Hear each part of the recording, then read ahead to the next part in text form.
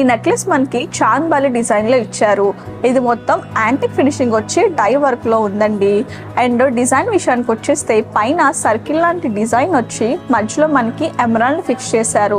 ఈ కిందన golden ball work చూస్తున్నారు కదా ఎంత బాగుందో. అండ్ ఇక్కడ కూడా సర్కిల్ లాంటి డిజైన్ వచ్చింది సేమ్. అండ్ ఇక్కడ రూబీ అండ్ ఎమరాల్డ్ ఇచ్చారనమాట. ఫ్లవర్ లాగా ఒక చిన్న డిజైన్ ఇచ్చారు, అది రూబీ వచ్చింది, మధ్యలో ఎమరాల్డ్ వచ్చింది.